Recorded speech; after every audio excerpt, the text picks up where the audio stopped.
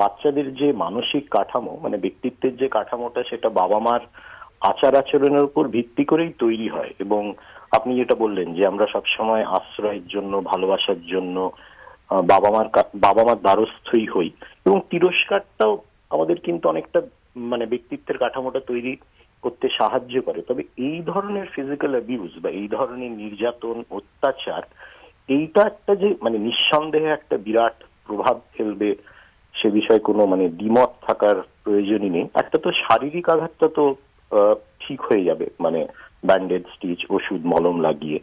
কিন্তু বাচ্চাদের এই ঘটনাগুলো মনে থাকে, মানে যদি খুব মেজর ট্রমা হয়, এত বড় ঘটনা হয়, কেননা আশেপাশের লোকজনও আবার ওর কাছে এই ঘটনাটা হয়তো বলবে, এবং সেই ক্ষেত্রে মানুষের ওপর যে বিশ্বাস, ভরসা, আস্থা, বাবা মার উপর যে বিশ্বাস, ভরসা, আস্থা, সেটা তৈরি হবে না। কেননা মানে জমির যে ভিতটা, মানসিক কাঠামোর যে ভিতটা, সেটাই একেবারে নড়বড়ে হয়ে যাবে, এবং সেটার থেকে লং টার্ম অনেক কিছুই ক্ষতি হতে পারে।